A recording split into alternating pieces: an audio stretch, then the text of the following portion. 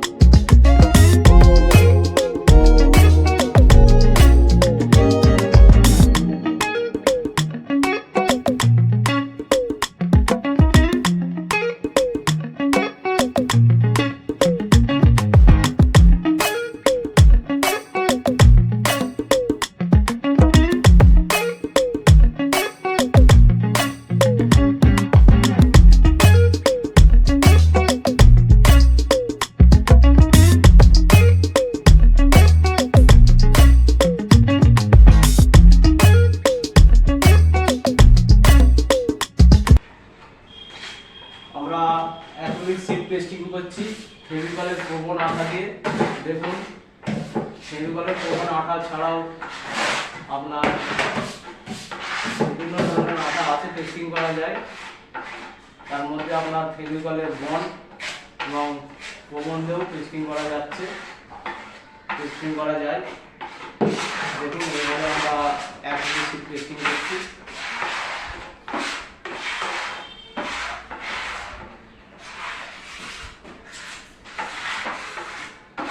দিয়ে দিলাম।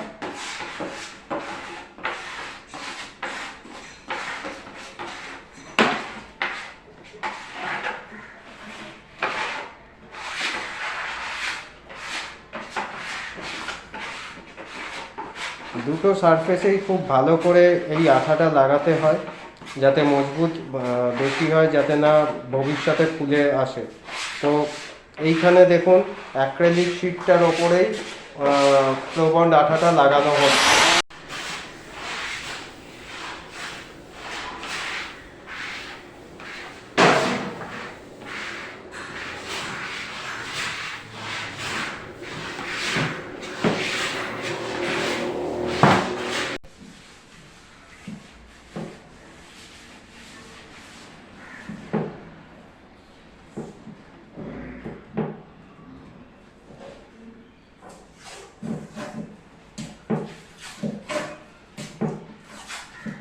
ল্যামিনেট লাগান বা অ্যাক্রেলিক লাগান, মাস্কিং কিন্তু আপনাকে আঠা লাগানোর পর লাগাতেই হবে। এই আঠাটা যতক্ষণ না শুকাচ্ছে, মাস্কিং প্লাইয়ের সাথে ল্যামিনেট বা অ্যাক্রেলিককে ধরে রাখতে সাহায্য করে। সেই জন্য মাস্কিং লাগানোটা খুব জরুরি, এটা করতেই হবে।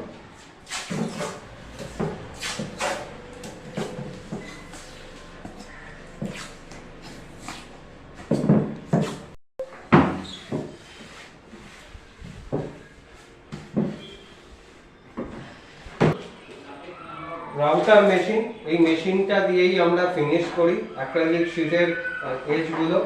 তো এর যে ফলাটা আপনারা দেখতে পাচ্ছেন, এই ফলাটাই এই এজগুলোকে স্মুথ বানায়।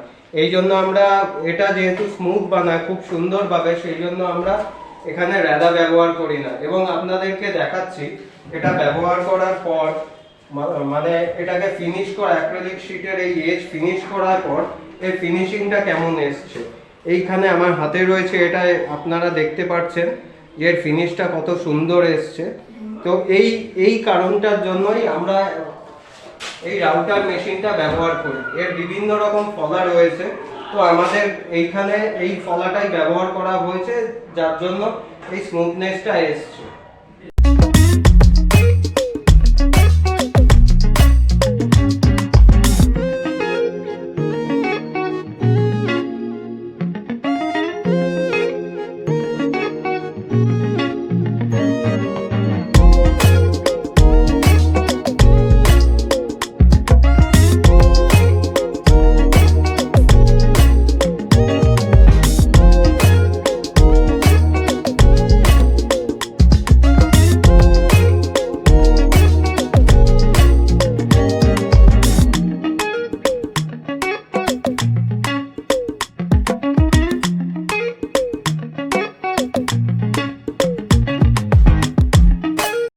দর্শক বন্ধুরা, আপনারা এতক্ষণ দেখছিলেন যে কিভাবে অ্যাক্রিলিক শীট কাটা হচ্ছে, কিভাবে পেস্টিং করা হচ্ছে। এবার দেখাবো এইটাকে পেস্টিং করার পর যে জিনিসটার জন্য মানে কিচেনটাতে কাজ করা হচ্ছিল অ্যাক্রিলিক দিয়ে, কিচেনটার ফিনিশটা দেখাবো। যদিও কিচেনটা পুরোপুরি ফিনিশ হয়নি, তার কারণ ওপরে আপনারা দেখতে পাচ্ছেন যে কোন ব্র্যান্ডের অ্যাক্রিলিক আমরা ব্যবহার করেছি, তার লোগো রয়েছে, মানে স্টিকার করা রয়েছে। এটা সাইড যেহেতু এখনও শেষ হয়নি, সেহেতু আমরা এই লোগোগুলোকে খুলে ফেলছি না, নয়তো স্ক্র্যাচ লেগে যেতে পারে। তো আপনারা দেখুন কিচেনটা এই হচ্ছে কিচেন, যার জন্য এত পরিশ্রম করেছে আমাদের কার্পেন্টার টিম। আশা করছি আপনাদেরকে বোঝাতে পারলাম বা দেখাতে পারলাম যে আমরা ওই অ্যাক্রিলিকগুলোকে কেটে কিচেনে কিভাবে ব্যবহার করেছি। ভিডিওটি ভালো লাগলে অবশ্যই লাইক, কমেন্ট এবং সাবস্ক্রাইব করবেন, তাতে আমরা আরও উৎসাহিত হব এবং নতুন নতুন ভিডিও করার জন্য অনুপ্রাণিত হব। অনেক ধন্যবাদ ভিডিওটিকে পুরো দেখার জন্য।